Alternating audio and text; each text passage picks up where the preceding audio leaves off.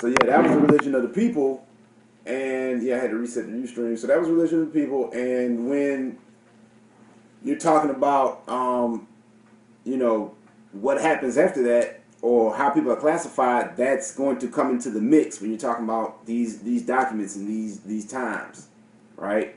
So jump down to Article 12, and that those connections, right, and those how should I put it? Those facilitations based on those connections and those allegiances based on those connections still reign true today. You know what I mean? Whether most people know it or not.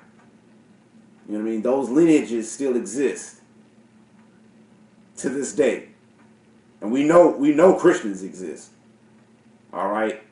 And today we know Moors exist. whether you thought it was it was something not around. Anyway, number 12, if any ship of war belonging to the United States shall put into our ports, she shall not be examined on any pretense whatever, even though she shall have fugitive slaves on board. Nor shall the governor or commander of the place compel them to be brought on shore on any pretext, nor require any payment for them. Right? So when we're talking about fugitive slaves, we're talking about slaves who were taken away from their master. So even though they talk about the Moors allow slavery, this one says that if any ship of war belonging to the United States should be put into any of our ports, she should not be examined on any pretense, whatever, even though she shall have fugitive slaves. So if a U.S. ship can have fugitive slaves, right? So if we're allowing them to have fugitive slaves on board, nor shall the governor or commander of the place or the palace compel them to be brought on shore on any pretext, nor any payment for them. Right? So we can't demand payment for them, for the fugitive slaves. So it goes the same way, right? Because what was going on? Moors had Europeans in slavery as well. All right. I had to, sip some beverage. But it was an equal license of exchange at this point. So number 13, if a ship of war of either party shall be put into a port of the other and salute, it shall be returned from the fort with an equal number of guns, not with more or less. So if you salute, you know what I mean, they're supposed to salute back. You know what I mean? That's how you know that there's, again, peace. And it's not supposed to be with any more guns or any less. You know what I mean? Letting you know that I'm not gonna come with any more force or any less force than you showing at the moment. You know what I mean? At the moment. Number 14, the commerce with the United States shall be on the same footing as the commerce with Spain, because there was already treaties with Morocco and Spain, right? Commerce with Spain, or as that with the most favored nation for the time being, and their citizens shall be respected and esteemed and have full liberty to pass and repass our country and seaports whenever they please without interruption. Again, Treaty of Amity and Commerce, free pass, repass. All right, you had liberty. You can move how you want to. Right? Got the same footing in commerce. You can negotiate how you want to. All right. Number 15. Merchants of both countries shall employ only such interpreters or such other persons to assist them in their business as they shall think proper. No commander of a vessel shall transport his cargo on board another vessel. He shall not be detained in port longer than he may think proper.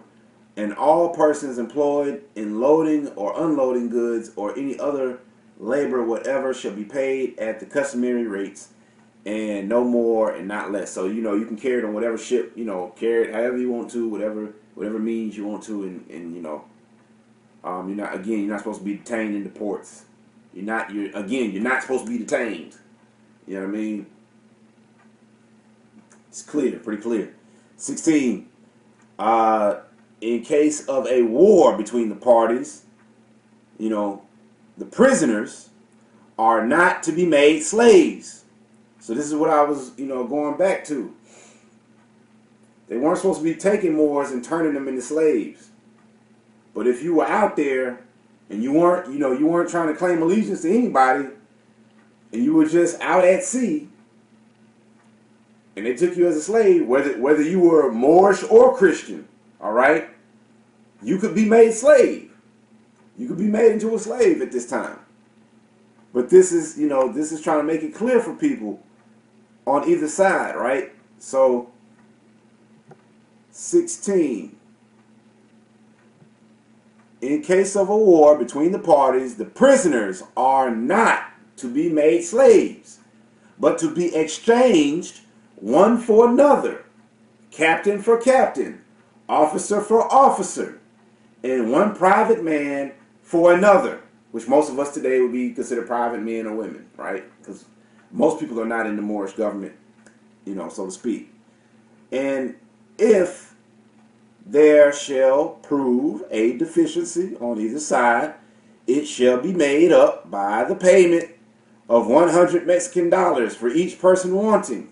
So for all you guys who are economists, I'll let you figure out what the Mexican dollar was priced at that time, and price and time value of money up into 2016, and see what that will be today in today's terms. And let's just for the record, let somebody else see if it lines up with what we're talking about when we talk about our inflationary rates and things of that sort, and just see how far off we are, for real. You know what I mean? Because that data would, I'd be interested to see that data, scholars. Anyway, back to 16. And it is agreed that all prisoners shall be exchanged in 12 months. In 12 months. If they do make prisoner of you, in 12 months, it's supposed to be exchanged from the time of their being taken, and that this exchange may be effected by a merchant or any person authorized by either of the parties. And I wonder why we have such a confusing, and deep bond market.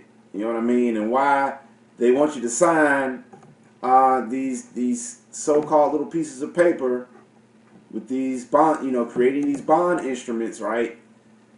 That are sold on the stock market in your name, and in your under your social and things, right? But anyway, that's another topic for another day. Number 17, merchants shall not be compelled to buy or sell any kind of goods, but such goods they shall think proper, right? And may buy and sell all sorts of merchandise, but such as are prohibited to other Christian nations, all right? So it's got to be prohibited to all the other Christian nations, right? Before they can really say that it's prohibited to you. Because this is a general treaty of amity and commerce that is binding in line with other treaties, all right? So you got to line them all up at the end of the day. Anyway, yeah, do your due diligence. Please do your due diligence. It's long.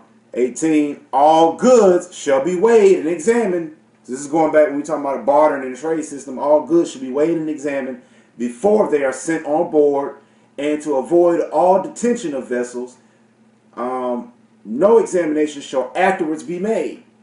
So there's a pre-check, and then there's no check afterwards. You know what I mean? That's why typically when you go on a flight, you can get checked at the beginning, and then when you get off on board, later on, they don't double check your stuff. Say, oh, you just came from Phoenix. Let me see your ticket from Phoenix. You just got off the plane from Phoenix. You know what I mean? Don't make any sense. But anyway, when you're talking about a plane, but when you're talking about a ship or a vessel on the water, just put it in that sense. All right, you follow me?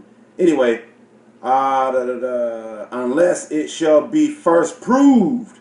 So no examination shall afterwards be made unless it shall be first proved that contraband goods have been sent on board. So they got to prove from the pre-check that it was already on board.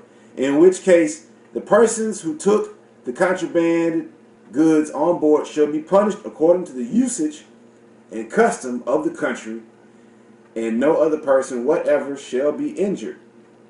Right? Nor shall the ship or cargo incur any penalty or damage whatever. 19. No vessel, scrolling down, no vessel shall be detained in port. Again, you're not supposed to be detained. How many times, you know what I mean? How many times you got to reiterate this? No vessel shall be detained in port on any presence or pretense, whatever, nor be obligated or obliged to take on board any article without the consent of the commander, comma, who shall be at full liberty to agree for the freight of any goods he takes on board.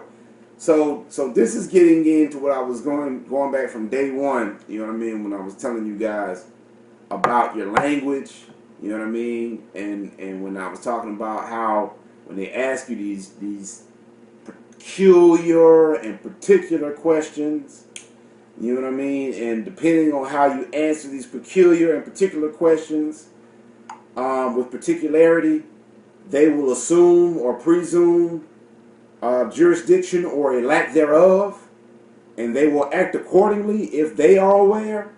All right, because typically those who have been at their job long enough have run into other Moors, and they know that you can get hit pretty quick with some charges, and they will stick. You know what I mean? Ask those who've been a victim of them if you think I'm lying. Or matter of fact, holler at the European out of Kentucky. You can find him on Facebook. Shouts out to Latif Bey, and he'll tell you about his experiences. You know what I mean? I'll let him. You know what I mean? Because y'all, it ain't no game. Anyway, 20. 20. If any of the citizens of the United States or any persons, right, under their protection shall have any disputes with each other, right, the consul shall decide between the parties. And whenever the consul shall require any aid or assistance from our government to enforce his decisions, it shall be immediately granted to him. Right? So we're talking about the consul. So disputes between the parties, the consul shall, if they require any aid, any assistance, the government is supposed to help enforce the decisions of the consul. Yet again, the decisions of the consul, you're supposed to be getting that immediately. You know what I mean? What's the hold up? You let me know. Islam, y'all let me know. We could deal with that on another topic for another day. Yet again, number 21. If a citizen of the United States should kill or wound a Moor, or on the contrary, if a Moor shall kill or wound a citizen of the United States, comma, the law of the country shall take place, and equal justice shall be rendered, comma, the consul assisting at trial, comma, and if any delinquent shall make his escape, comma, the consul shall not be answerable for him in any manner whatever. Right? So we're talking about criminal or murder trial. Right? Killing or wounding a Moor. Or on the contrary, a Moor shall kill or wound a citizen of the United States. All right? What's going to take place? The law of the country. So right there, what are they talking about? Moors. Diversity of citizenship. Right? Might have something to do with Article 3. Might have something to do with Article 6. Islam. Might have something to do with Article 21 of the Treaty of Peace and Friendship. Islam. Number 22. If an American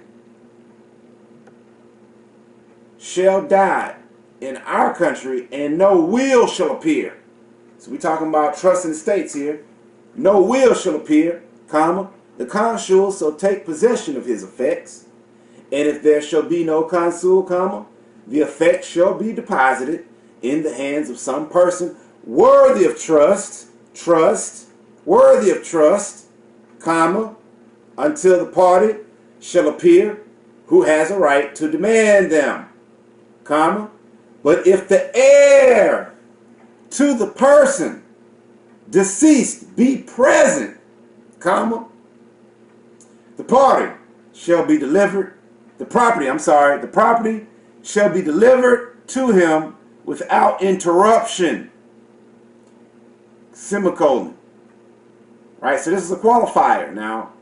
And if a will shall appear, so we was talking about if there was no will, but the heir or the party, you know what I mean, the party shall appear who has a right to demand it, or the heir, you know, of the deceased person is present, right? That's one situation. Another one is another situation, and this is the qualifier. If there is a will, shall appear, comma, the property shall descend agreeable to that will, comma, as soon as the consul shall declare the validity thereof.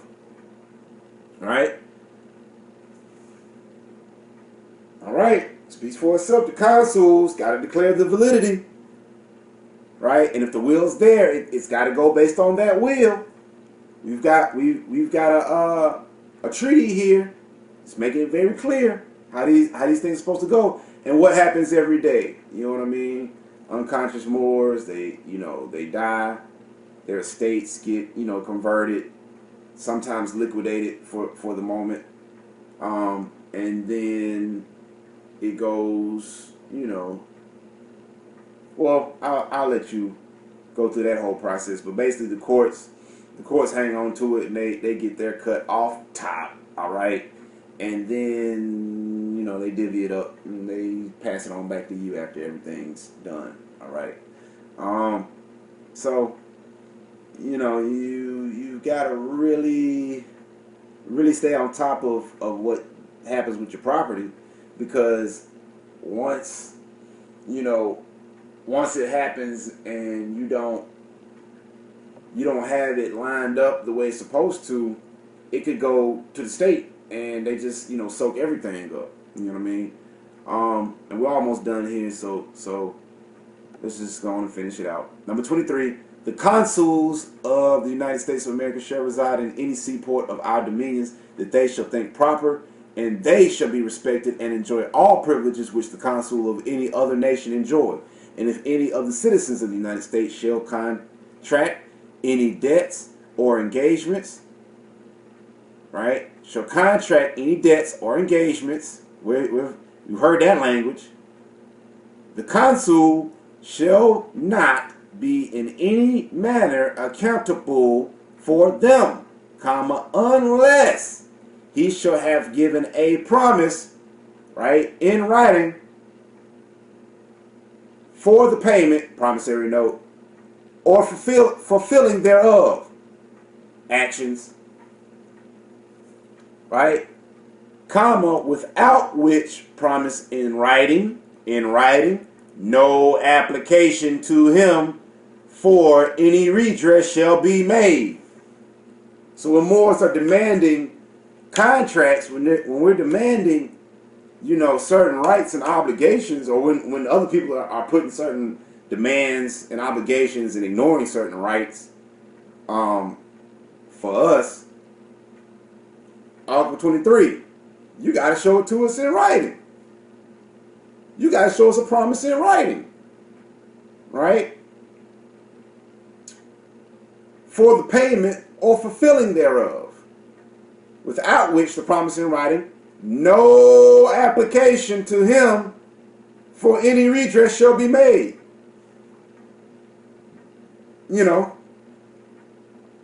And typically most of these claims are based in fraud. So, as Moors, we can discharge that if need be, accordingly, Islam. So number 24, we finishing it right on up, right in time. This 829. If any differences shall arise by either party infringing on any of the articles of this treaty, peace and harmony of this treaty, comma, Peace and harmony shall remain notwithstanding in the fullest force until, until a friendly application shall be made for an arrangement, and until that application shall be rejected, no appeal shall be made to arms. And if a war shall break out between the parties, 9 months shall be granted to all subjects of both parties, to dispose of their effects and retire of their property. And it is further declared that whatever indulgences in trade or otherwise shall be granted to any of the Christian powers, the citizens of the United States shall be equally entitled to them, right? So the indulgences, the privileges, all of that good stuff, right? And there's something else I wanted to really harp on here before I go on to 25. When it talks about if there's an outbreak of war, right, between the parties, 9 months shall be granted. That's a very important time. You know what I mean? And all you ladies out there, you know why 9 months is so special. You know what I mean?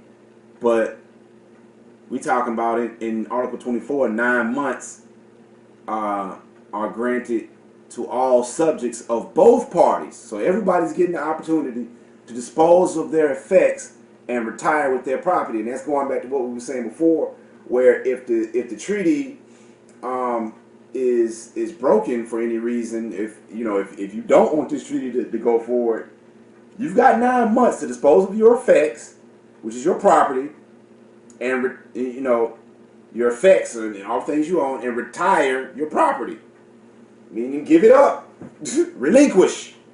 All right, and we going for the record, we gonna hit something that says that they relinquish, for the record.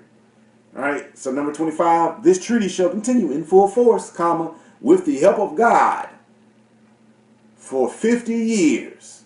We have delivered this book into the hands of the before mentioned Thomas Barclay, and going back to who was talking about, the agent, on the first day of the blessed month of Ramadan in the year 1200. I certify that the annex is a true copy of the translation made by Isaac Cordoza Nunez, yeah, I think I said it right, interpreter at Morocco, of the treaty between the Emperor of Morocco and the United States of America, Thomas Barclay. One, I think that's Odnon or Quadnoon, on the Atlantic coast about the 29th degree north, right? And then, just to kind of fully answer the question, I'm jumping in the 100 million notes, and I'm gonna kind of jump through this. And you guys can look this up when you want to, but I'm just showing you guys in the chat, so you can see, because this is very important. You know what I mean? When they talk about the original documents here, it says the original documents. Oh, let me back up. The city of Morocco, where the treaty was signed, is known as Marrakesh. All right. The dates given are those recited. Some doubt is cast upon their accuracy, however, by the letter from Thomas Barclay, who negotiated the treaty with the Emperor of Morocco, addressed to Adams and Jefferson, and dated at Morocco, July 16th, 1786, from which the following is extracted: Diplomatic Correspondence, 1783 to 1789, 1814, page 1814. 814, my bad. Quote, the 13th instant, the treaty was sent to me by the Effendi, since which some important alterations have been made, which the villainy and carelessness of the, Talbi Haundrani, to whom the drawing was committed, made necessary. So they're saying there was a mistake, let you guys look up with villainy. It was some carelessness, some negligence, right? On the part of this Talbi Haundrani, I'm probably mucking that up. Anyway, made necessary, and yesterday it was again delivered from Tahir Finish. Now, Tahir Finish is a very important brother. You know what I mean? He was on the Moorish side, and he was a correspondent for the emperor, right? there were some letters and correspondences between him and your boy Thomas Barclay that you guys can go look up if you think that the treaty, you know, and its parties and agents, you know, weren't in existence and all that good stuff. But here we're talking about, you know, the treaty, to whose hands the king committed the arrangement of the matter. It still wants an article arrangement, or rather a declaration, which his majesty has permitted to be made in his name, but which he desired might not make a part of the treaty. So for whatever reason, and legal scholars have debated for years, all right, Moorish scholars have debated for years as to why the treaty, or why the majesty, the emperor, would intentionally draft the treaty, negotiate a treaty, and leave certain articles out of the treaty to later be placed into it. Okay? Realizing that, you know, it was placed in a book, right? And it was sealed. Okay? And we're getting into the importance of that going forward. But, you know, just you know, let it roll around in your mind for a second. Why would that be? You know what I mean? What crazy idea would the Sultan have in mind? You know what I mean? But let's see. In a letter of June 26, 1786, Barclay had written, quote, "The last draft of the treaty is made, comma, and will probably be signed in a few days," right, end quote. And that's at page 805, right, of these same diplomatic correspondence records. Then it says the document signed by Jefferson and Adams, including the English translations of the treaty and the additional articles, is printed in full after the Arabic text of the treaty. So there's the Arabic text, and then they wrote or put in the English translation, right? And then they signed after that. So following it is printed the ship signals agreement with a comment on its 2 lines of Arabic script. Then come the observations of Dr. Schnock Hargonji, I think that's what it is, regarding the English translation of 1786 with his own rendering of various articles, right? So the original documents. This is when it gets interesting. Yeah, it's got more put your think caps on, all right? The original document signed by Jefferson and Adams is in the 9-1 CC papers, I folios 213 through page 213 through 31. The Department of State file contains a facsimile of that document, comma, the original of the treaty and the original of the ship signals agreement. Right? But the original of the additional article has not been found and accordingly cannot be reproduced. Can't be found, can't be reproduced. This additional article, right? For whatever reason, you know. As to this article, Barclay reported, wonder why it can't be found. You know, I wonder.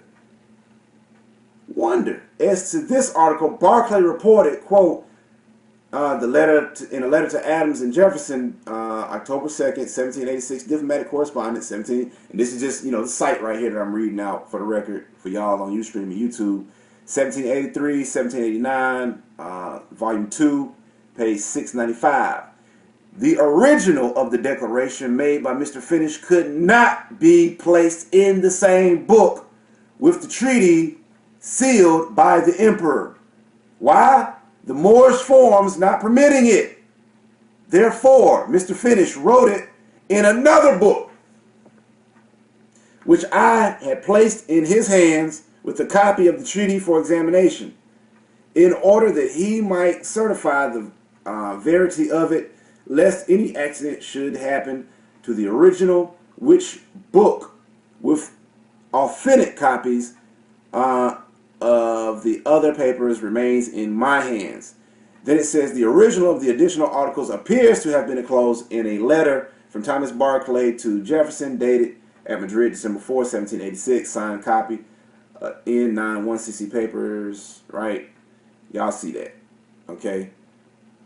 So now it says, I now enclose you a copy of the declaration made by Tahar Finnish in addition to the 10th article of the treaty with the Emperor of Morocco. It is in Arabic and signed by himself. The necessity of a duplicate of that declaration, comma, did not appear obvious to me until I got to Tangier. And within this hour it has reached me. You have also seen the translation annexed to it. So apparently to him, it didn't make any sense, or there was no necessity to duplicate the declaration, right, for this additional article until he got to Tangier. And within the hour it has reached me, and you have also translation annexed to it. All right. In the calendar of the letters to Jefferson, bulletin, right? Bulletin of the Rolls and Library, number 8, page 236. This letter is listed, press copy for a degree, funny A, right? Funny looking A, y'all can see that. 2 pages. I'm reading from down here now. Right? The letter, which is in the Library of Congress, 26 Thomas, Jefferson Papers, folio 447, is not a press copy, however. It is an original. There is no enclosure with it in diplomatic correspondence, 1783, 1789, 232. It's printed in translation, additional article, certified by Thomas Barclay under the date. Right? The Annex Declaration in Arabic, certified translation, has not been found. They can't even find it. Print translation of the article certified by Thomas Barclay under the date of the above mentioned letter and referring to the Annex Declaration in Arabic. But that certified translation has not been found. So the letter that was in Arabic that Thomas Barclay said he really didn't see a point in translating until he got to Tangier can't be found at this point. Wonder why. Anyway, and you know, it's not so much to cause confusion, but to just lead those who would wish to do the research to find out, you know what I mean? But if you really want to know, I mean, just look at the effects of what they've done currently with everybody not knowing about the treaty. You know what I mean? And jumping into it, and this is gonna be the last part I'm gonna read, and we're gonna kind of open the floor up and kind of wing it from here. In the making of the treaties, the procedure and customs of the various Barbary treaties, the various Barbary states differed somewhat inter se, and were not in all respects those of usual diplomatic practice. Right? Thus, in the present instance, the sealing on behalf of the Emperor of Morocco of the original treaty written in the quote-unquote book with the delivery thereof. So these actions, right, where it's talking about the sealing on behalf of the Emperor of Morocco, that's number one of the original treaty. That's number one. Along, you know, with it being in the book, and then the delivery of that book, the delivery thereof, was deemed a finality. So those 2 acts on the part of Morocco. The theory, so this is talking about the legal theory, all right? The theory seems to have been somewhat similar to our notion, talking about the English notion, of a unilaterally executed grant. And its delivery for the text in the book was not signed or sealed on behalf of the other party. Why? Because it was unilateral. Didn't need the signature of the other party. It was done by the party who had the authority to do it. It was completed at that point. All right? There was no need to go further. Everything else was just a formality. All right? To help ensure that the peace was to continue. You know, it's like, all right, here's our offer. Here's the deal. Deal or no deal. All right? That's it. It was in a book. The Moorish forms wouldn't permit them to do anything else. It may be added that the book is literally a book in leather covers with the text running from the back leaf on the alternate pages and the front pages blank. All right. So coming back and finishing it up. All right. And just so you guys know, I was reading from the Yale website on Avalon, and let me just reset the room right quick, just in case. it's 8:45. Let me talk to everybody. Just sleep on probably. Yeah, so we just shutting it down and rolling it on in for the evening. All right. Islam. All right, so I don't know if you guys can see me. Hold on. Oh man. All right, but yeah, for all you guys on YouTube, you know, who are gonna be watching this later, I was going through the Treaty of Peace and Friendship, and I was reading from the Avalon's website regarding Hunter Miller's notes. You know what I mean?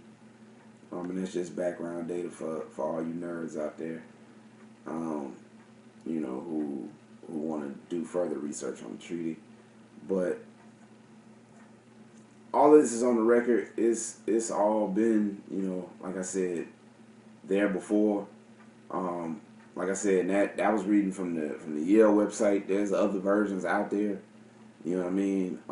I just like to use their website because I know that they, you know, spend a lot of money on their resources, and typically that website's up. You know what I mean? They're running 24/7. And most people who don't know anything about Moorish science may not believe what Nunaji's saying, and I don't want them to believe what Nunaji's saying. I'd rather them believe who they're used to believing. You know what I mean? If most Negroes are used to believing, you know, other Europeans, then by all means, go check it out and hear from the Europeans. You know, but as Moors, we dispensate this information as best we can, you know, for the people, for their betterment, and for the betterment of society as a whole, because, you know, we are our brother's keepers at the end of the day. At least we try to be as best we can, because if we're not going to take care of our brothers and sisters, you know what I mean, be they in blood or in commerce, you know what I mean, how are we going to do business? How are we going to survive? You know what I mean? How are we going to maintain ourselves in the manner that we're accustomed to maintaining ourselves? You know what I mean? How are we going to grow as a society? These are the questions that, you know, that we struggle with when we deal with these social constructs that we call racism. You know what I mean? Because we know race is a social construct. That's nothing new. You know what I mean? The whole black and white thing is based off the color code. You know what I mean? That Moors created anciently. You know what I mean? So we're not confused about who we are, where we're at with this thing. This is, you know, nationalizing the order today. You know what I mean? We're Moors. We've been, you know, colonized by the Christian powers. Even though we agreed to a treaty of peace and commerce, we put a constitution down. You know what I mean? Article 6 laid down, you know, what it was that we were supposed to be doing and how this is supposed to be going. You know what I mean? And that because, you know, the question that the sister asked was so deep and intricate, like I really, you know what I mean, don't just want to leave it there. I know we don't have too many people in the chat, but, you know, we do have the record to speak for. And all you guys, like I said, later on YouTube and Ustream, you guys can all check this out later. So because there's a lot of stuff I want to get to, and it's 8:49, so I'm just gonna go with the flow on this one. Where I want to go next? Because, you know, the answer as to why this is the longest unbroken treaty is a very good question. You know what I mean? And like I said, it could take us days to go through it. But there were some things I wanted to make sure I hit for you guys, and like I said, get into the record. Yeah. So here we're talking about the Moors, and this is just, you know, some of the stuff. And this is coming out of Nature Knows No Color Line by J. Rogers. I'm reading from page 58. Shout out to Sabir Bay, you know what I mean, put me on, and all the other Moors who, and Cujo Ottawa who always, you know, diligently put in their research and their time. You know what I mean? But when we, you know, we talk about why this is, like I said, the longest unbroken treaty, coming here from page 59, says Moor sultans whose fathers might be of any hue from black to white were sometimes the sons of Christian mothers captured on the ships or the coast of Western Europe, including the British Isles. Among such are Abi el-Ola, Muhammad Abd el-Odhad, and Abu Debas. Female slaves with faultless complexions and golden hair were imported from Sweden and Finland, and Greek and Ceracia, or Ceracia, whatever. Anyway, beauties as dancers, singers, and wives. Right. So they were importing women from Sweden, Finland, Greek, and Ceracians. Ceracian beauties as dancers, singers, and wives. Right? For 8th century, shapely black women from Ethiopia and West Africa were brought in for the same purposes. Right? White French slaves were also sold in numbers to the Moors by Jews with royal permission. By Jews with royal permission. Anyway, interesting. They used Bordeaux as a slave port. So all y'all, you know, Bordeaux. I think that's Bordeaux. Yeah. Or Bordeaux. As a slave port. Arnold thinks that most of the Islamic slaves came from the Slavonic peoples. Right? So Arnold thinks, and I can jump down to the site, number 16. Yeah, anyway. Arnold thinks that most of the Islamic slaves came from the Slavonic peoples. It was not until 1560, when Moorish power waned, that black women, by Christian edict, ceased to arrive in Spain from Muslim harems. The Christians, however, for the 2 centuries later, continued the importation of blacks. Right? So, you know what I mean? That speaks directly to the fact that the Moors, once we put the treaty down, we stopped importing them as slaves. You know what I mean? And we started making moves to try to quell the slavery as time went on. But the Christian powers, in abrogation of the treaty, right, continued that practice. In fact, they found solace, and as you know, as we go through and look at the Constitution, they found ways to you know, strengthen their position as a commercial activity. Why? Because they were given a commercial license under the treaty to do business by the Moors. You know what I mean? And you know, if we include slavery, we could just say it's an unfettered license to do business, including slavery at the time. Now the nations of the earth have deemed slavery to be, you know, deplorable, thank God. But at the time, this is what we're talking about. You know what I mean?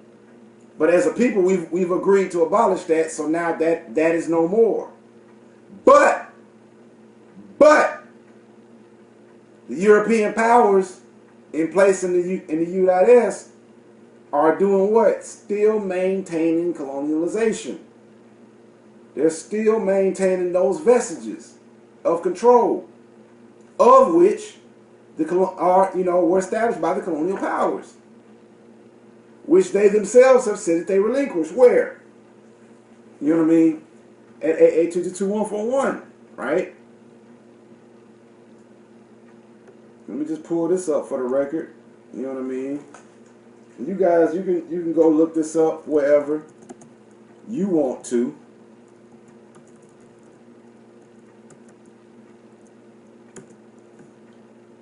But, you know, for the record, I'm talking about Title 20, you know, United States Code of General Permanent Character. You know, I always talk about it. Title 22, Chapter 2, Section 141, right? And I'm harping on this bad boy because it, you know, it really cracked the code for me, you know what I mean, in my understanding of Moorish science. You know, it was my key, you know, for me that gave me that aha, you know, that thinking cap moment where the wheels really started to turn. You know what I mean? And all you more, you know, you active Moors out there, you know what I'm talking about. That moment when you really, you know, really start to see not just understanding what it is, you know, what it's for, but what to do with it, like the prophet said, right? And let me, you know, for those who are in the chat, I'm going to go and share the screen, right? And we're going to go and close it up with this. Now I'll open the floor for questions and give out the homework. So 141 to 143 repealed, right? And I'm looking at the uscode.house.gov, G-O-V. Act, August 1, 1956. So it says repeal August 1, 1956.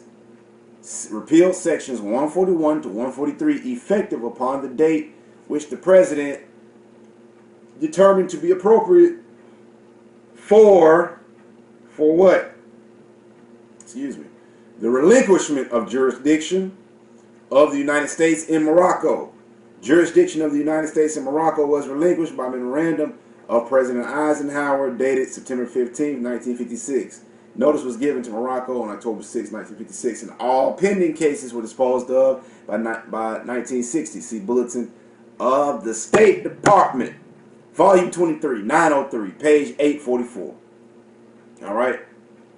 And it tells you, 141, related to judicial authority generally of ministers and consuls, is what we was talking about, ministers and consuls of the United States in China, Siam, Turkey, Morocco, Muscat, Abyssinia, Persia, and territories formerly part of the Ottoman Empire, including Egypt, right?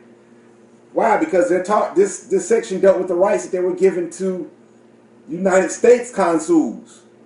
Right? Before, when we were talking about consuls in the treaty, we were talking about Moorish consuls. Right? Right here, 143, 141, we're talking, you know, we could be talking about U.S. consuls, or we could be talking about foreign consuls, right? Because this chapter generally deals with consular courts, okay? China, Siam, Turkey, Morocco, Muscat, Abyssinia, Persia, and the territories formerly part of the Ottoman Empire, including what? Egypt.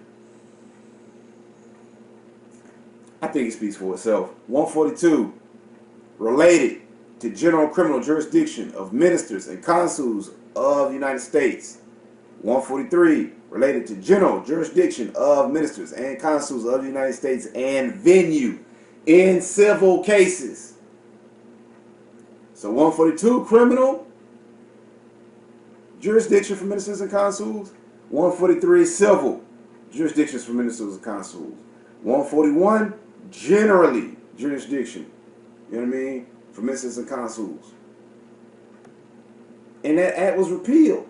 So if it was repealed, that means that the rights that it was saying were generally, you know, secured by that language, by that body of language, or that body of legislation within, you know, under what the United States Code, all right, was repealed. And why was it repealed? Because there was a relinquishment of jurisdiction. For the record, For all those who are not clear as to what relinquishment means, we're going to make it real clear this evening. Today. For the record. Islam.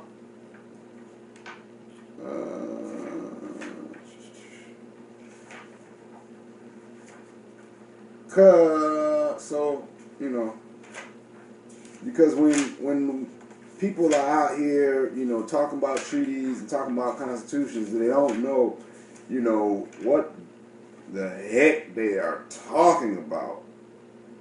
You know, it causes damage to the people. You know, it really causes damage to the people because at the end of the day, you know, just like I know, 9 times out of 10, basic English. You know what I mean? You know, just like I know, that there are things called dictionaries.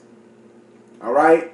You know, just like I know, that in those dictionaries there are words with common phrases and definitions, and that if you go deeper into those definitions, you'll find the etymon, you'll find the part of speech, and you'll find the so-called denotative definitions in the 1, 2, 3, 4 order, right?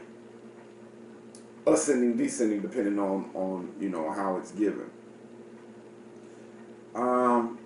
But generally, that's how dictionaries are made, and that's how words are defined generally, so that other people can come to some common understanding as to what the word means, minus conjecture or opinion, so to speak, for the record. Islam. So when we talk about relinquishment, by definition, by legal definition, Moors are talking about to abandon, relinquishment, to abandon, to give up, to surrender, to renounce some right or thing. To abandon, to give up, surrender, to renounce some right or thing. Relinquishment, a forsaking, abandoning, renouncing, or giving over a right. Right? You gave it up. You relinquished it. It's not yours anymore. Right? And realize that this relinquishment can go both ways. They've done it on paper in terms of relinquishing their authority over the Moors, back to the Moors. But are the Moors relinquishing the Christian authority that they've accepted over them back to the Christians? Are they relinquishing the Christian property back unto Caesar? You know, which it came from? I don't know. Hopefully you are. Hopefully you have. You know what I mean? But if there's any remainder in your possession, do realize that they will lay claim to it if need be. You know what I mean? And if not, they will let you, you know, have an illusory position or hold it under auspices of a loan or a lien on your estate. You know, Islam. So we're just gonna wrap it up. I hope that answered the question as far as why, you know, and I know we went through a lot today, but why this is the longest unbroken treaty? Why, you know, why is it that, you know, this hasn't been really broken? You know what I mean? Why is it they still got this stuff on the books if this treaty is so important, this treaty is so powerful, you know what I mean, and it does so much damage to the European? Why does the European, you know, why is it in his best interest to maintain it? Well, it's in his best interest to maintain it because it's what authorized him to be here in the first place. You know what I mean? And if a document, just like if I was to say, let's say I was going to, you know, make make pins. You know what I mean? I was gonna make blue pins for the Blue Man Company. You know what I mean? And that's a company with a trademark and a brand and all of that good stuff. I don't get to just sell Blue Man pins. You know what I mean? Blue Man Company pins because I want to. I have to come to some agreement with that company because they have a particular brand, they have particular, things in place. So I have to come to an agreement to sell on behalf of them as an agent, going back to the municipal penitentiary and all of that. I got to have some type of agency relationship to do that. You know what I mean? Same thing with coming out here and doing commerce. You know what I mean? I'd have to have some type of permission if I was a foreigner from somebody else to do commerce, right? Because why? It's not my land. I don't necessarily have permission to do business here. You know what I mean? But when it is my land and I'm the one giving the permission, I'm the one who sets the rules. Okay? So from there, it's up to me to recognize those rules and then maintain, enforce or ignore those rules. Islam. But I'll open the floor up for questions. Everybody you can turn your videos on if you want to, and we'll go from there. Islam. So just let me know what's going on. Q&A. Let me just type. So any questions? I know I was talking long-winded today, but I really wanted to beat this dead horse. You know what I mean? Because I get tired of hearing it. I really do. I really do. I get so tired of hearing it. All the nonsense that you got, for all the nonsense that you guys spit and spew, you know what I mean, and want to turn around and use more stuff and tax jokers for these DVDs, the least you could do, the least you could do is appreciate the honest truth that Moors are bringing for the salvation of our people. You know what I mean?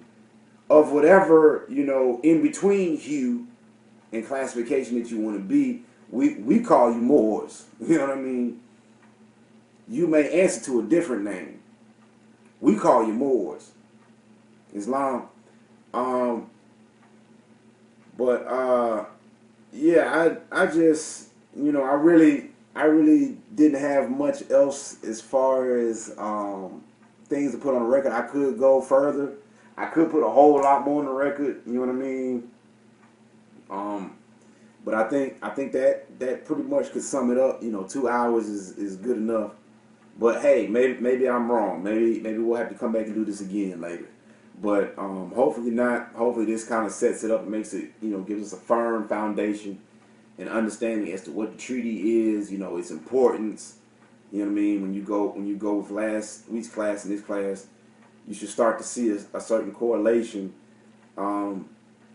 as to, what's going on here. You know what I mean? What is it that we're really dealing with when we talk about a treaty of peace and friendship? What is it, what's really going on when we talk about we have a constitution. You know what I mean? And when Moore said that constitution is the law of the land. You know what I mean? So and shouts out to all my 720 Moors, all my active Moors out there who've been demonstrating, you know what I mean, with the Nationality Challenge, which, comes in many forms. Some nationality challenges may be in the form of demonstrating, with the taxes, the non-obligatory, non-exempt, tax status. That may be a demonstration. Others, I've seen, shouts out to Brother Has a Gun, Eel.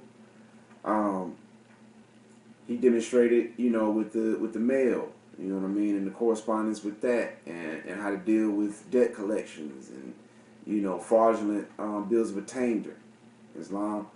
So, there's many demonstrations out here, Moors, but the treaty is our basis, you know what I mean. It's one of our starting points. It's one of our launching pads, like I said, for takeoff. And once we get an understanding of the treaty Islam, we can mentally begin to spread our wings. All right, and then we can fly. Islam, and I'm just using the analogy because it is a transition. It is a growth that has to take place because nothing happens overnight. You know what I mean? You're not going to read this treaty once or twice or even 10 times and just get it like that and be able to see everything that you could do with it. You know what I mean? To think that would be like thinking, all right, I've got a hammer and I know, with this hammer, every nail that I'm ever gonna hammer with this, with this hammer. You know what I mean? You don't know that because you haven't done any work with that hammer. You know what I mean? So you don't know if at any point, you might think it might get you through this whole bucket of nails, but it might break on you. You know what I mean? So don't count your ducks for they your eggs for they hatch, so to speak. Islam. So that's why we say study.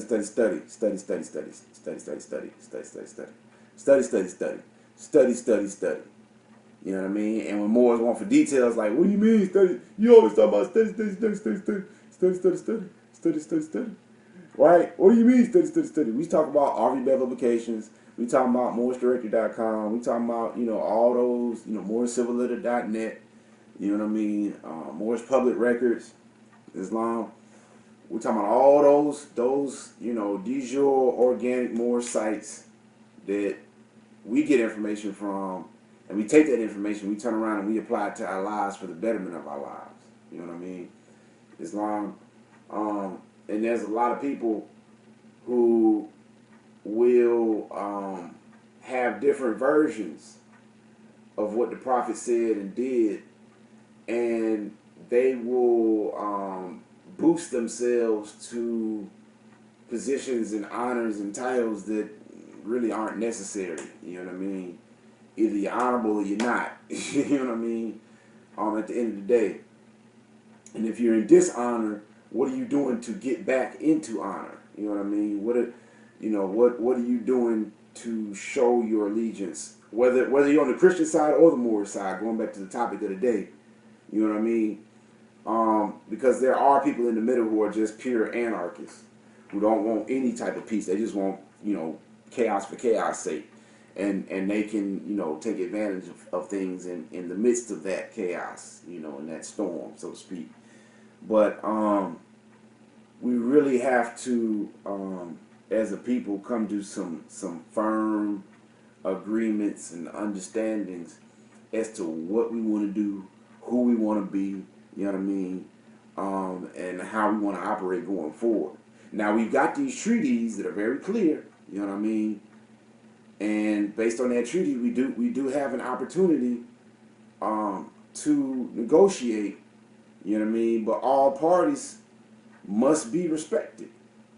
You know what I mean? Everybody must come to the treaty, to the table with the treaty in place and an understanding that is the foundation.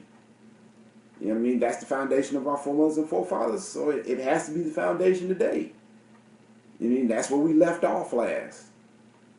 We can't reinvent the wheel. It doesn't really make any sense, and at the end of the day, it wastes time. Islam, it wastes time to try to reinvent the wheel when you don't have to. Islam, if you want to, by all means, perfect it. But if you don't have to, if you already have, something you can start with that you works, Islam, because we as active Moors, we know that the treaty works to our benefit. We know that it was written for us. We know that it was signed, sealed, and delivered by the Sultan with his royal seal. And it was done. It was considered a finished matter at that time. We know this. You know what I mean? And again, if you don't know, hit the rewind button. Figure it out. But, and I'm going to say this and really try to wrap up this 9:15. All right? We, as Moors, have to come together. You know what I mean? Like I said, and Europeans, this goes for you too. You got to come together with your European family. Be they Dutch, Scottish, Irish, whatever. You know what I mean? Italian, whatever. You got to come together with them. Figure out what you gonna do. All right, And Moors, we gonna figure out what we gonna do, and we gonna come to this table when it's all said and done and figure it out. You know what I mean? And that's true unity. You know what I mean? That's the Treaty of Peace and Friendship in effect. That's Article 6 in effect, in full effect. You know what I mean? But when we're not respecting them for their particular officers, you know, being officers or being, you know, the law, when they claim that, let them claim that. You know what I mean? Until they prove themselves otherwise by their words or their deeds. But if they want to claim to be the, you know, the Hamburglar, let them be the Hamburglar. But hold them to their oath, Moors, Islam. Because even the Hamburglar got an oath to McDonald's. You know what I mean? All right. You know, but yeah, man. I just want to try to clear some confusion, try to get some things on the record. Try to make sure that you guys know that, you know, it's not you know, it's nothing wrong with studying. There's nothing wrong with reading. There's nothing wrong with talking about the Constitution, standing on the treaties. Nothing wrong with talking about that stuff. You know what I mean? That's why we're here, to let you guys know. You know what I mean? And as quiet as it's kept, it's in full effect today, as well as the other treaties. You know what I mean? And we touched on the treaty, you know, the Treaty of Tripoli last week, where we talked about that this was not this nation was in no sense, and I'll hit this for the record. You know what I mean? And I'm gonna open the floor to questions in a second. So get your questions ready. Be thinking of your questions rather. Or be thinking what you want to do for homework. And I'm gonna read Autonomy in a second too.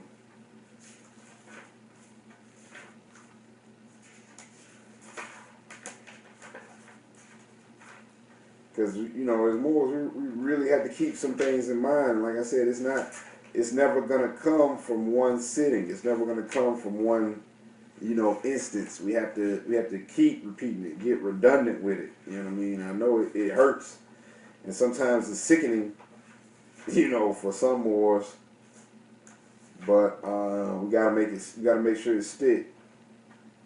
And repetition is often the best teacher. Islam.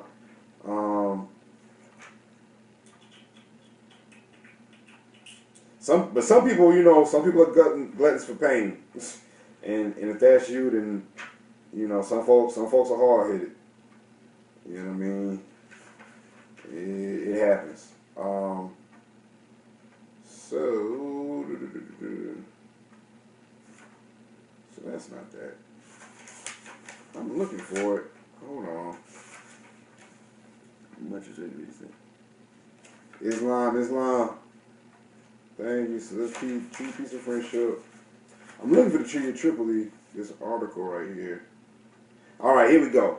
So this is coming out of Treaty Book, Article 11, Treaty of Tripoli. Right on.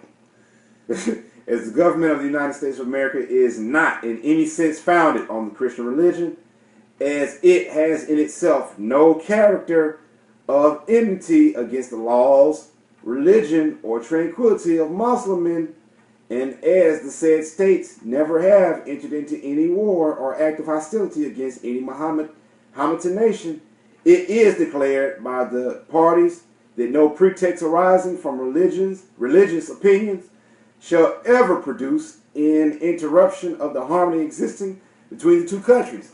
Right there, again, going back to the words of the Treaty of Peace and Friendship between the United States and Morocco.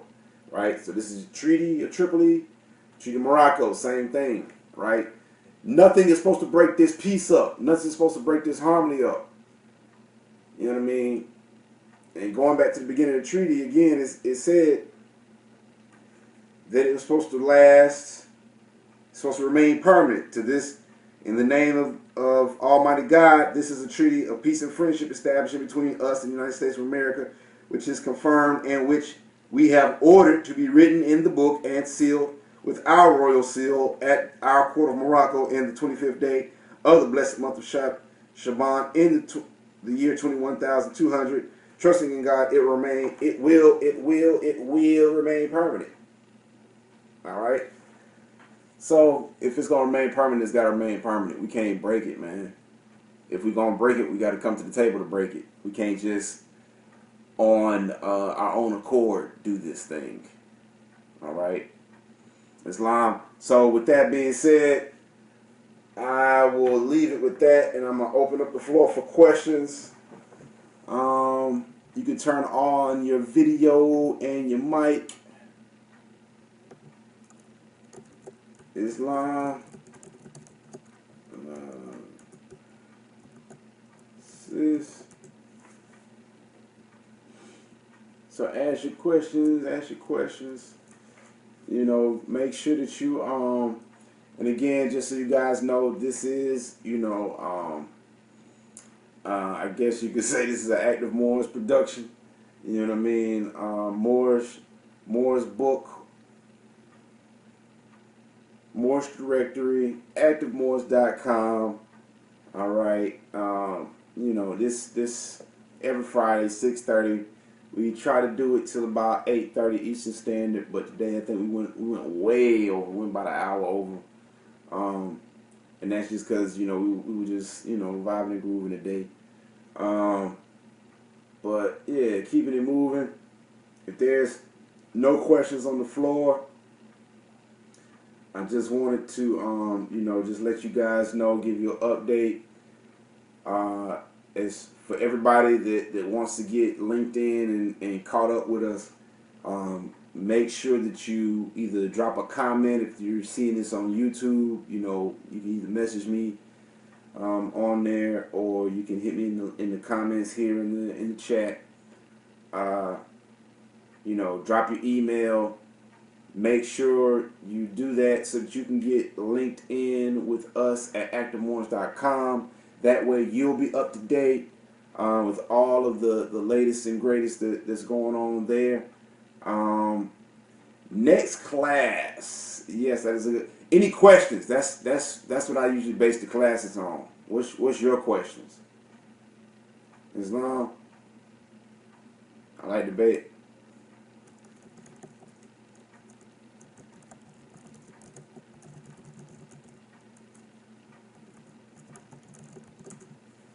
Because I try to keep it open, you know what I mean? Try to keep it as open as possible so that we can get through what people need to get through first. And worry about all the other stuff later. You know what I mean? And hopefully, you know, we're answering questions as we go along.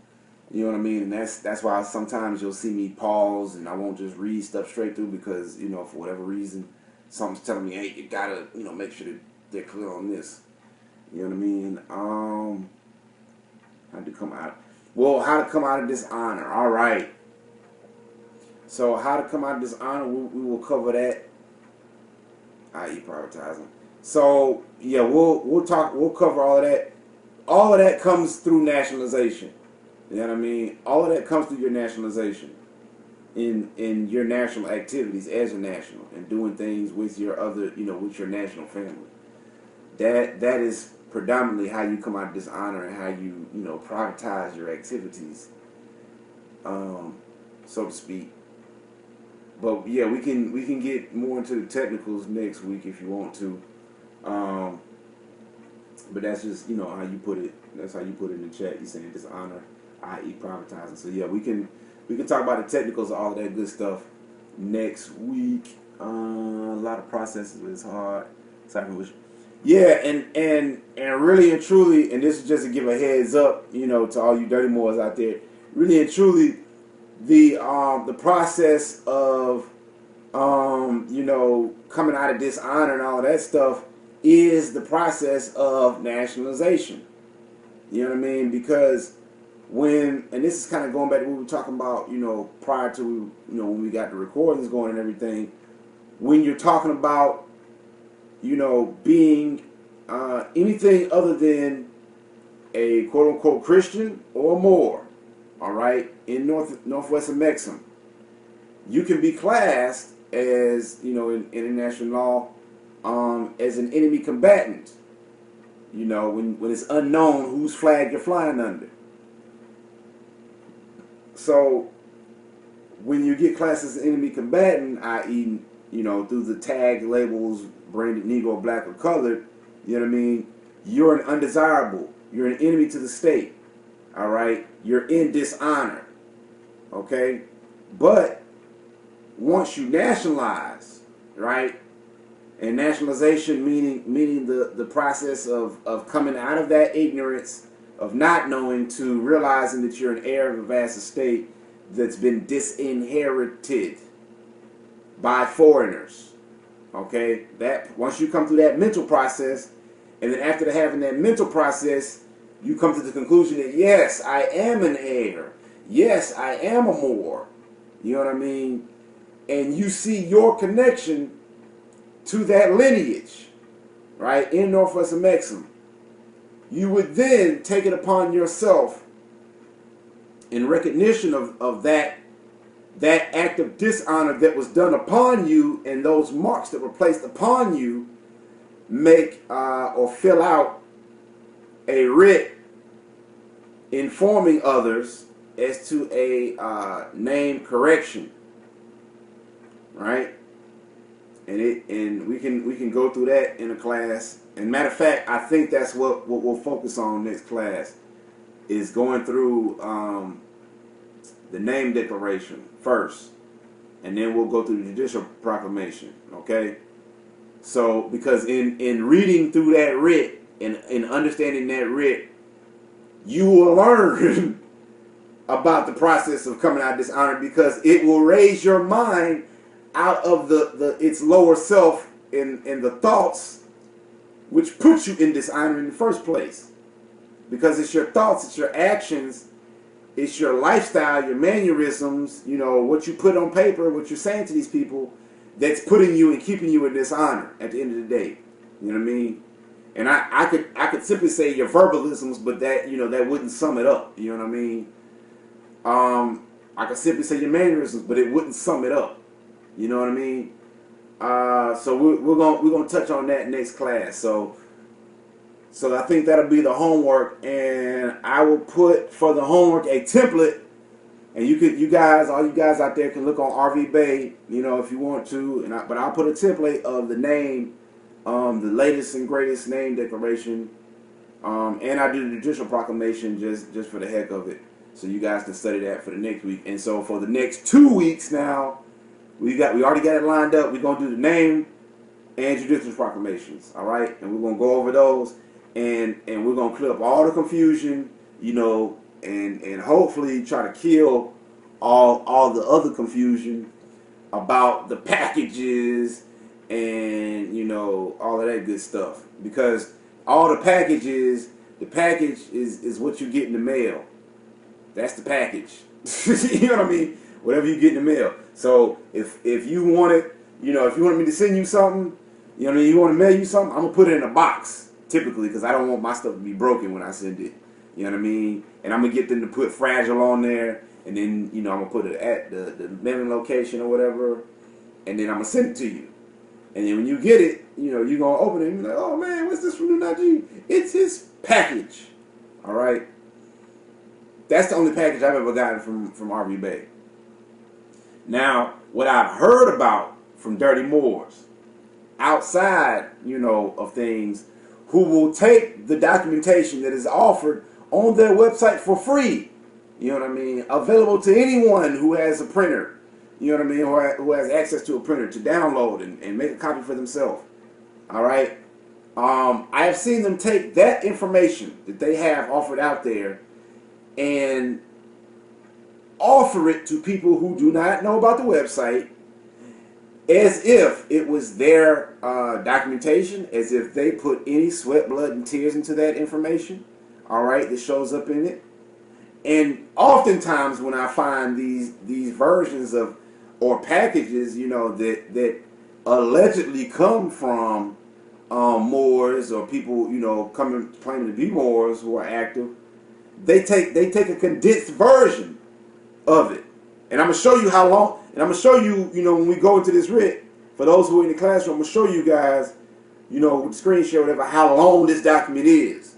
It's not no short, you know, teensy-weensy kind of thing. You just throw at somebody and, oh, yeah, you know, my name correction, blah, blah, blah. You know what I mean? It is a document meant to be, how should I put it, examined thoroughly. All right? And perused with serious interest. All right? And full veracity. Islam. So that'll be for next week. Name declaration. And then the week after that, we'll go over the Judicial Proclamation. It was a little bit shorter.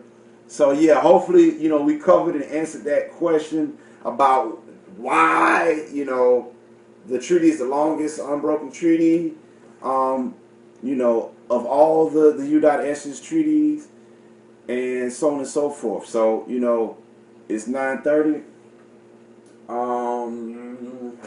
What do we want to do? What do we want to do to close out?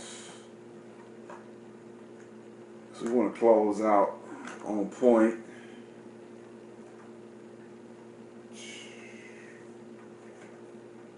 Let's see.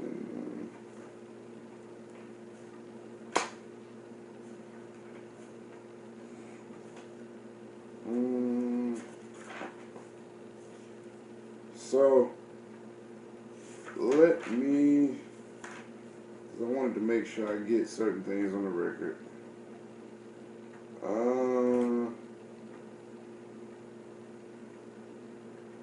Well, I'm going to read from the Oral Statements and Prophecies.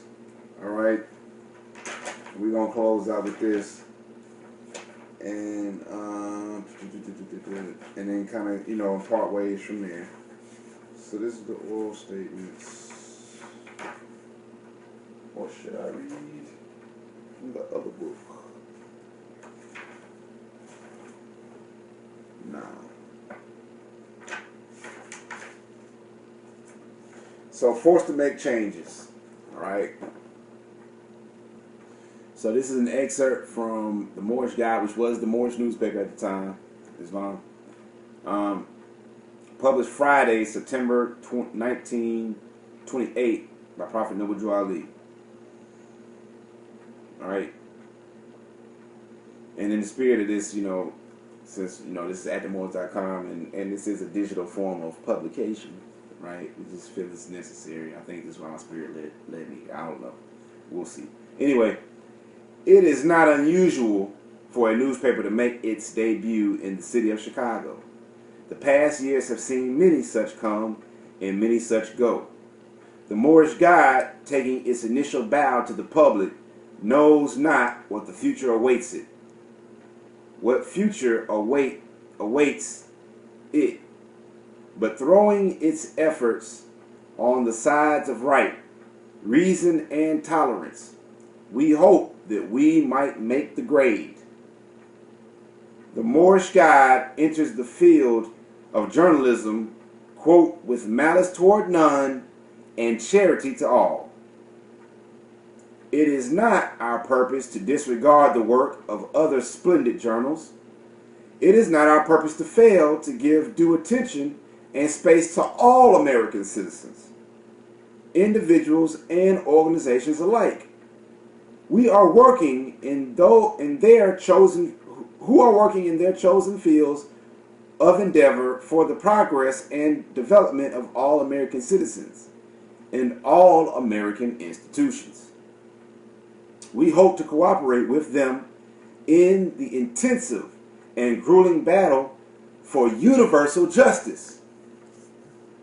The Moorish Guide feels that the greatest weapon in the hands of our group today in America is our press.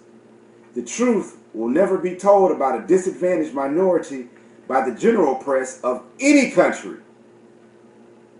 whether the minority be racial, political, or religious, unless we express ourselves through papers or the internet of our own.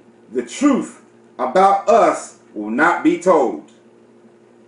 Many of our accomplishments, many of the beautiful things, many of the hopeful things and events which mark the progress of our group will go unrecorded were it not for the papers of our own. So we'd be wiped from history, guys. Our papers are our only hope of shoveling ourselves out from under the avalanche of lies that are annually let loose upon us.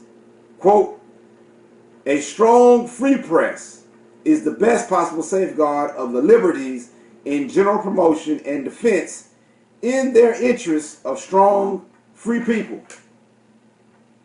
Right? And just, going into the record a little bit more, just laying it down, because we do have he was a holy and divine prophet. Number one, coming from the Old Statements of Prophecies, I brought you everything it takes to save a nation. Now take it and save yourselves. Right? And when he said this, the prophet was talking. It says when he said that, the prophet was holding up a holy Quran, the Moorish Science Temple of America, and a questionnaire to show the books we need to save ourselves with. Right? Number two, children, you are at home. And the European is 3,000 miles from home. And he is going to have to take on some water. Right? So, we're not really too worried about things, and I don't really have to go too deep into it. But, we'll see, save that for another day. So, like I said, Islam, let that, as they say, be sweetest benediction and all that good stuff. Church, tabernacle, amen, hallelujah. Praise Jesus. And Jesus means justice. All right. So, yeah, we done with all of that good stuff, man. Islam. Next week we will be going over the name, and Judicial Proclamation. We'll try to start the Judicial Proclamation. We might not get to it. You know how we go. But, we'll end it with that. And with that, I say peace and love. Islam, Islam, Islam, Islam. If there's no questions on the floor, Islam. Peace, peace. All right. And email me if you got any questions. If you want this on DVD, just holler at me. We can get that pressed up. If you want any past classes that are recorded, we can get that on DVD for you. All the other classes, unfortunately technical difficulties, couldn't get all that out. Blame Ustream and YouTube for that. But yeah, man, see you guys next week. Thank you for coming. Thank you for stopping by. Thank you for watching this. If you're checking it out on YouTube, please like, share, comment, and all of that good stuff. For everybody in the chat, Islam. Peace. Yeah, man. I just, I'm just glad to be here, man. Islam. See you guys next week. Islam, peace and love. So yeah, that was the religion of the people. And yeah, I had to reset the Ustream. So that was religion of the people. And when you're talking about, what happens after that, or how people are classified, that's going to come into the mix when you're talking about these documents and these times, right? So jump down to Article 12, and that those connections, right, and those how should I put it? Those facilitations based on those connections and those allegiances based on those connections still reign true today. You know what I mean? Whether most people know it or not. You know what I mean? Those lineages still exist to this day. And we know Christians exist. All right? And today we know Moors exist. whether you thought it was it was something not around. Anyway, number 12, if any ship of war belonging to the United States shall put into our ports, she shall not be examined on any pretense whatever, even though she shall have fugitive slaves on board, nor shall the governor or commander of the place compel them to be brought on shore on any pretext, nor require any payment for them. Right? So when we're talking about fugitive slaves, we're talking about slaves who were taken away from their master. So even though they talk about the Moors allow slavery, this one says that if any ship of war belonging to the United States should be put into any of our ports, she should not be examined on any pretense, whatever, even though she shall have fugitive slaves. So if a U.S. ship can have fugitive slaves, right? So if we're allowing them to have fugitive slaves on board, nor shall the governor or commander of the place or the palace compel them to be brought on shore on any pretext, nor any payment for them, right? So we can't demand payment for them, for the fugitive slaves. So it goes. So you're not supposed to be detained in the ports. You're not supposed to be detained. You know what I mean? It's clear, pretty clear. 16. In case of a war between the parties, the prisoners are not to be made slaves. So this is what I was, going back to. They weren't supposed to be taking Moors and turning them into slaves. But if you were out there and you weren't trying to claim allegiance to anybody, and you were just out at sea, and they took you as a slave, whether you were Moorish or Christian, all right, you could be made slave. You could be made into a slave at this time. But this is trying to make it clear for people on either side, right? So 16. In case of a war between the parties, the prisoners are not to be made slaves, but to be exchanged one for another, captain for captain, officer for officer, and one private man for another, which most of us today would be considered private men or women, right? Because most people are not in the Moorish government, so to speak. And if there shall prove a deficiency on either side, it shall be made up by the payment of 100 Mexican dollars for each person wanting. So for all you guys who are economists, I'll let you figure out what the Mexican dollar was priced at that time, and price and time value of money up into 2016, and see what that will be today in today's terms. And let's just for the record, let somebody else see if it lines up with what we're talking about when we talk about our inflationary rates and things of that sort, and just see how far off we are, for real. You know what I mean? Because that data would, I'd be interested to see that data, scholars. Anyway, back to 16. And it is agreed that all prisoners shall be exchanged in 12 months. In 12 months. If they do make prisoner of you, in 12 months, it's supposed to be exchanged from the time, in which case the persons who took the contraband goods on board shall be punished according to the usage and custom of the country, and no other person whatever shall be injured, right? Nor shall the ship or cargo incur any penalty or damage whatever. 19. No vessel, scrolling down, no vessel shall be detained in port. Again, you're not supposed to be detained. How many times, you know what I mean? How many times you got to reiterate this? No vessel shall be detained in port on any presence or pretense, whatever, nor be obligated or obliged to take on board any article without the consent of the commander, comma, who shall be at full liberty to agree for the freight of any goods he takes on board.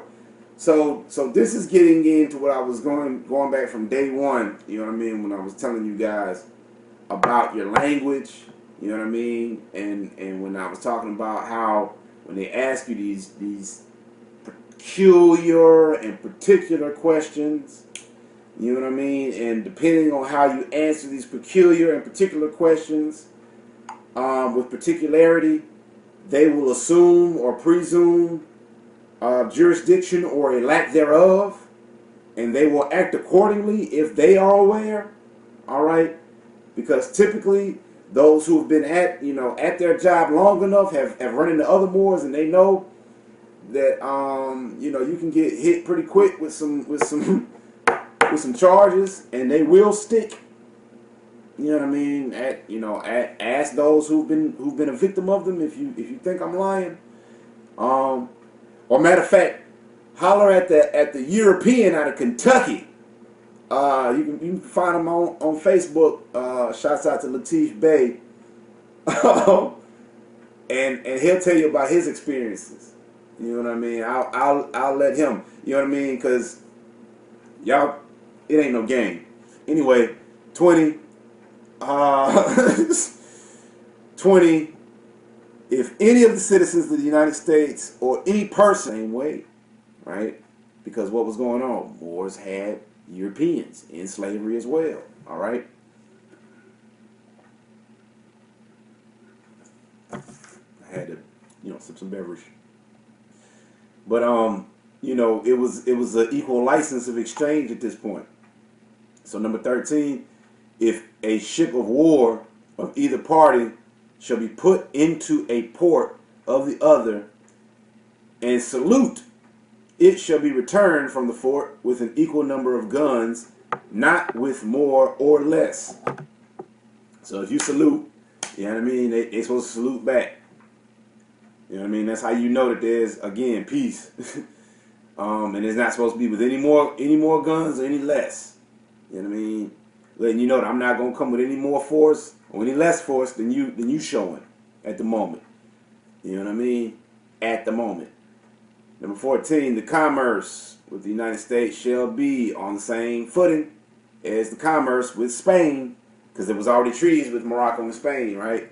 Commerce with Spain, or as that with the most favored nation for the time being, and their citizens shall be respected and esteemed and have full liberty to pass and repass our country and seaports whenever they please without interruption.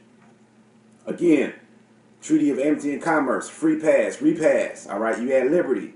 You can move how you want to, right? Got the same footing in commerce. You can negotiate how you want to. All right. Number 15. Merchants of both countries shall employ only such interpreters or such other persons to assist them in their business as they shall think proper. No commander of a vessel shall transport his cargo on board another vessel.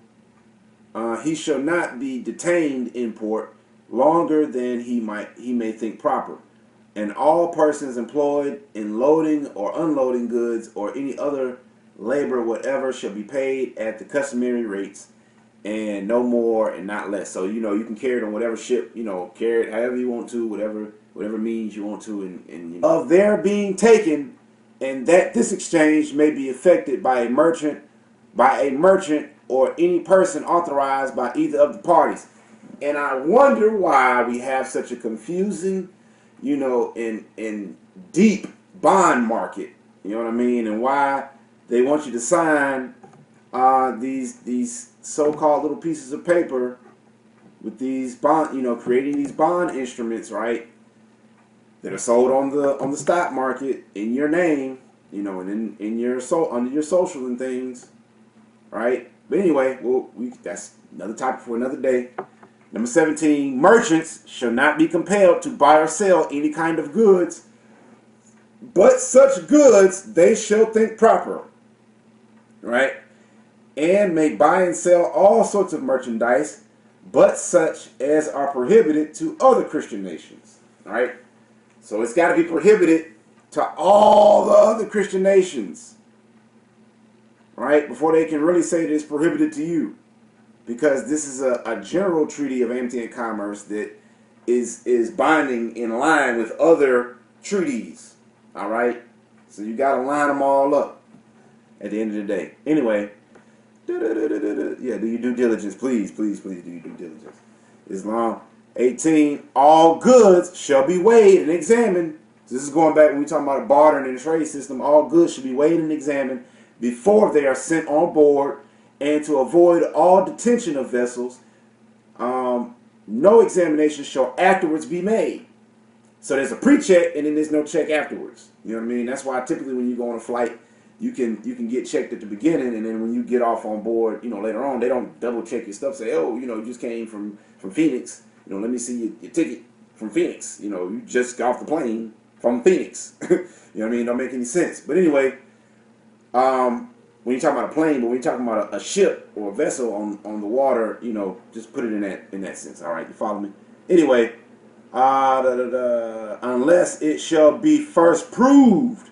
So no examen shall afterwards be made unless it shall be first proved that contraband goods have been sent on board. So they got to prove from the pre-check that it was already on board.